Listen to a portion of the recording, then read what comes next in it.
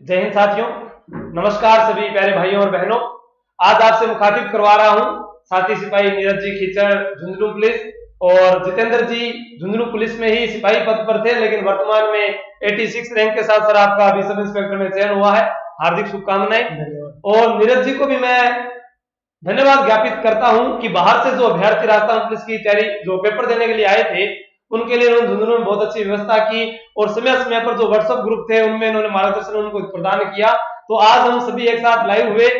तो मैं आप लोगों से सिर्फ यही बात करूंगा कि राजस्थान पुलिस जो मेरिट पर जो चर्चा जो विषय बनी हुई है कि सर वो क्या रहेगी, तो हमारे साथ अनुभवी जो अभी हाल ही में चयनित है और जितेंद्र जी भी काफी समय से राजस्थान पुलिस में कार्यरत हैं। तो सर आज इनके बारे में आप इन विद्यार्थियों को क्या क्या कहना चाहोगे कि पुलिस की भर्ती में जो फिजिकल की तैयारी करें वो कितने प्रतिशत वाले कर सकते हैं? तो नीरज जी आप थोड़ा सा इनको बताइए। सबसे पहले तो आशु जी मैं आपको आभार व्यक्त करता हूं कि मतलब हम्म, अपने साथी अपनी आगे आने वाली पीढ़ी जो भी अपने अभी जो पुलिस में भर्ती होने के लिए जो भी एग्जाम देने थे, और उस टाइम पर मेरी पोस्टिंग अपने झुंझुनू शहर में ही थी। जी और जी बहुत सारे स्टूडेंट जो कि अपने झुंझुनू बस स्टैंड पर और रेलवे स्टेशनों पर बिल्कुल रुकने की बिल्कुल सोच रहे थे, तो फिर उन सभी के लिए रहने खाने की व्यवस्था किया व्यवस्था आपने, की वो थी। बहुत जो विद्यार्थियों ने कि बताया भी मुझे। हाँ, जो कि एक देश सेवा के प्रति अपना एक फर्ज है, एक बिल्कुल बिल्कुल अपनी एक सिंपल ड्यूटी बनती है कि भाई जो बाहर जिनकी से आए हुए हम हैं। जो भी हम सहायता कर सके, क्योंकि अपनी पुलिस का जो मेन मोटो है वो अपनी सहायता और सेवा करना है। बिल्कुल बिल्कुल सर। जिनको भी अपनी सहायता की आवश्यकता है, हम जिनकी हम यदि थोड़ी बहुत भी यदि सहायता कर सकते हैं तो वो हमें करनी भी चाहिए। बिल्कुल बिल्कुल। तो सर जितेंद्र जी से मैं ये कहूंगा कि जैसे भर्ती के लिए जो अब क्या क्या मतलब कि जैसे जनरल, ओबीसी, एससी, एसटी अपने कैटेगरी वाइज थोड़ा सा इनको बता दें ताकि वो बच्चा मतलब कि दौड़ की तैयारी करे। तो आपका अनुभव सर क्या 40% तक के विद्यार्थी को तैयारी करनी चाहिए या फिर पिछली भर्ती का जो अनुभव रहा है तो उसके अनुसार आप थोड़ा सा इनको बताने की कोशिश करें। नमस्कार दोस्तों। सबसे पहले तो जिस बंदे के 40% नंबर आ रहे हैं उनको फिजिकल तैयारी शुरू कर देनी चाहिए, क्योंकि पिछली बार मेरिट कम रही थी इसकी। मेरिट कम कई रही जिलों में थी, फिजिकल में फेल हो गए तो सीट खाली भी गई थी। सीट बहुत जिलों से खाली रही जिसके थी। भी 40% नंबर बन रहे हैं उनको अपनी फिजिकल तैयारी शुरू कर देनी चाहिए। बिल्कुल। तो नीरज जी जैसे आपने मुझे आज बताया कि अपने जो टेलीग्राम अपना जो ग्रुप है, इस टेलीग्राम आशु जी के ट्रिक पर आपने आज एक पोल करवाया था। मुझे तो पता ही नहीं था, ये नीरज जी ने करवाया था सुबह। उस पोल में लगभग 8000 विद्यार्थियों ने ये बताया था कि मैंने किस जिले से कौन सा आवेदन किया है, मेरे कितने नंबर बन रहे हैं। मैंने कहा था अपनी ईमानदारी का परिचय देते हुए। तो नीरज जी आपके अनुसार जो मेरिट आपने जैसे निकाली थी कि ये जो जनरल है, ओबीसी, एससी, एसटी और महिला कांस्टेबल, तो हमने तीनों ने मिलकर ये निर्णय लिया कि जो फाइनली सिलेक्शन की जो दौड़ में है, ठीक है, फाइनली सिलेक्शन की जो दौड़ में है, तो उनके लिए तो हमने ये हमारा अभी जो हमारा जो अनुभव कहता है, ये नहीं है कि हम पूर्ण रूप से ये कह रहे हैं कि यही होगा, लेकिन संभावित है ये। और इसके अनुसार आप अपनी मतलब कि कितनी मतलब कि ईमानदारी से दौड़ की तैयारी करते हो, वैसा जैसे जितेंद्र जी ने अभी आपको कहा है। और उसमें 40% वाले जो भी है उनको दौड़ की तैयारी करनी चाहिए, जिसका एक बहुत बड़ा ये कारण ये बनता है कि पिछली भर्ती परीक्षा के अंदर सीटें जो खाली रही थी उसमें विद्यार्थियों ने नीरज जी पेपर पास किया था। और कारण क्या था कि पेपर पास किया था, आप इधर थोड़ा खड़े होइए तो मैं विद्यार्थियों से बता देता हूं कि उन्होंने कि जो पिछली भर्ती के अंदर पेपर तो पास किया लेकिन वो दौड़ क्वालिफाई नहीं कर पाए थे, ये उनका सबसे बड़ा कारण रहा था। तो अब यहाँ फिजिकल की तैयारी के लिए भी हमारे साथ आज मनोज जी गुजर सर भी जुड़े हुए हैं, वो भी आपसे थोड़ी देर में मुखातिब होंगे, तो वो भी आपको फिजिकल में कैसे क्या करना है वो भी आपको बताएंगे। बाकी हमारे जाबाज सिपाही है, आप शरीर देखो आप, ठीक है, कितना मेंटेन, क्योंकि मैं तो फिर भी क्या है कि रात दिन भाग दौड़ के कारण थोड़ा सा आप भी कहते हो सर कमजोर हो गए हो, लेकिन आप देखिए कि अगर आप इस प्रकार से हो तो थोड़ा चेहरे पर आपके हंसी भी आ रही होगी, तो अच्छा है, आपको हंसना भी चाहिए।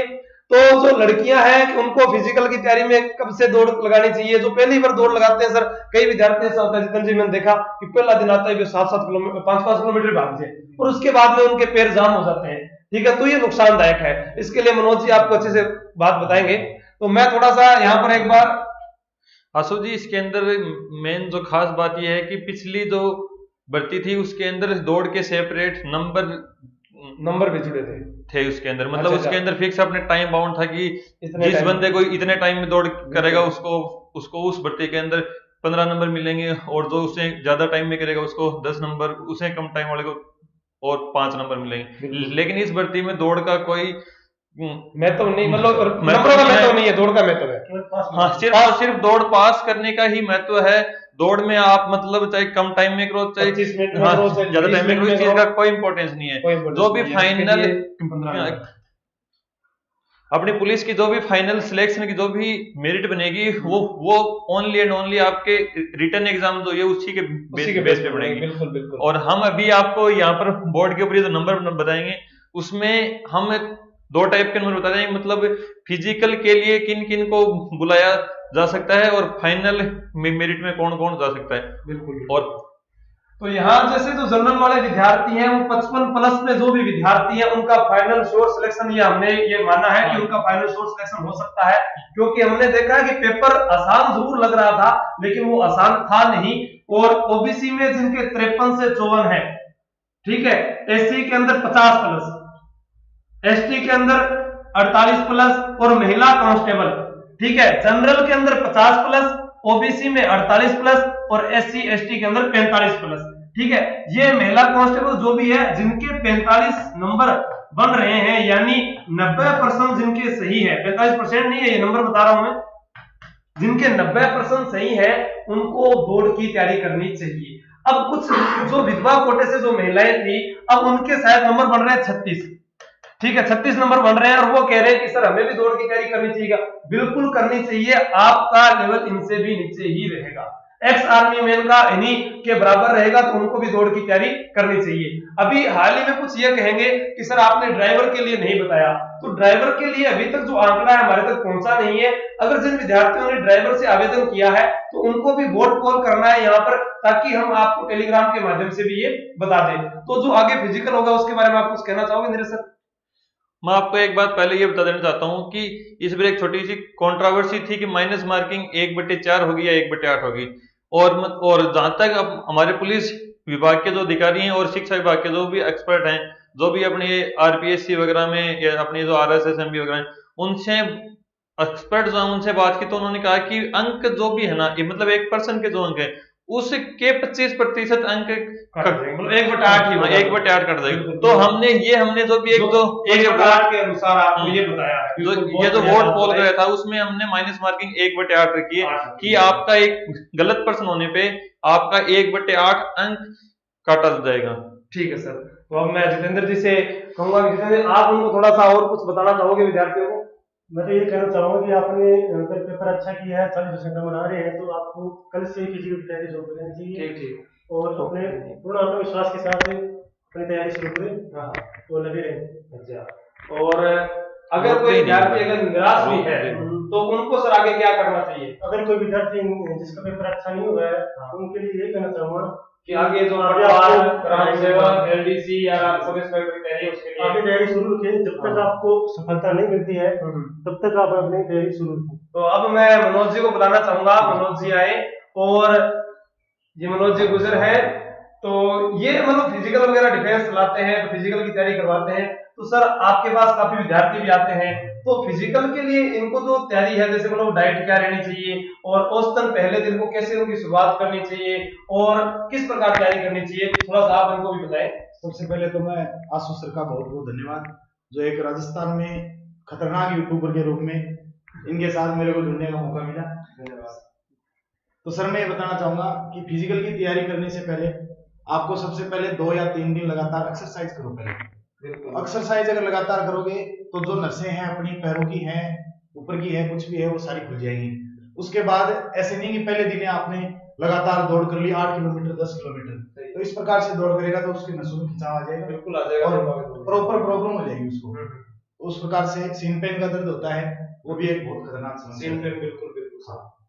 तो जैसे अब डाइट में कुछ विद्यार्थी होते हैं कि जैसे अब लड़के कहते हैं हमारे सांस में फुलावट आती है, तो उनको क्या खाना चाहिए सर? सर डाइट की मैं बात करूं तो एक तो जो घोड़े होते हैं ना, घोड़े चने भिगो के दिए जाते हैं, बिल्कुल तो बहुत ही शानदार चीज है। एक सर सोयाबीन बड़ी जो आती है, जो दाल वाली सब्जी बनाना ना खा लीजिए, ठीक है नहीं, जो दाल वाली आती है वो आपको खानी है।